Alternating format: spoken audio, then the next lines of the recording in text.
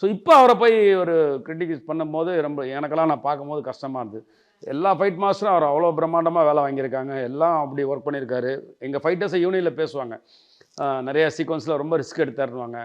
லாஸ்ட்டாக ஒரு ட்ரெயின் சீக்வன்ஸில் அவரே வந்து ரொம்ப ரிஸ்க் எடுத்து டூப்பே வேணாம்னு தொங்கிட்டு போனார். அப்போ கூட நான் நினைப்பேன், ஏன் இவ்வளோ இவ்வளோ பாப்புலாரிட்டியாக இருக்காரு, எதுக்கு ரிஸ்க் எடுக்கிறாரு? டூப்பு தான் இருக்காங்கல்ல, டூப் வச்சு எடுத்துருக்கலாமே, எதுக்கு சீட் பண்ணி அழகாக நிற்க வச்சு ட்ரெயினை அப்படி அழகாக எடுக்கலாமே அப்படின்னு நான் ஒரு ஃபைட் மாஸ்டர் நினச்சிட்டு இருக்க காலம் உண்டு.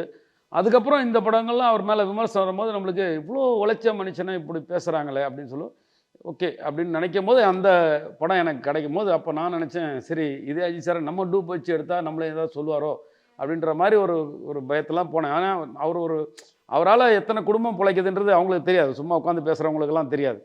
எத்தனை குடும்பங்கள் பிழைக்குது, எத்தனை பேர் நல்லா இருக்கும்ன்றது அவங்களுக்கு தெரியாது. அதனால் எங்களுக்கு தான் அது தெரியும். அவர் நல்லா இருந்தால் நாங்கள்லாம் எவ்வளோ பேர் நல்லா இருப்போம்ன்ட்டு.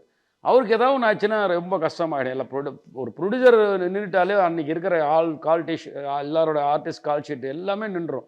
திருப்பி அதை எவ்வளோ கஷ்டப்பட்டு இந்த டேரக்டர் வாங்குவாங்க, என் ப்ரொடக்ஷன் வாங்குவாங்கன்றது யாருக்கும் தெரியாது. சும்மா உட்காந்துட்டு ஒரு மைக் இருக்குது, மேடை இருக்கேன்னு உட்காந்து பேசுகிறதுக்கு சாத்தியமாக இருக்குமே தவிர, சினிமா ஷூட்டிங்கில் வந்து ஒர்க் பண்ணால் தான் தெரியும் அந்த வலி.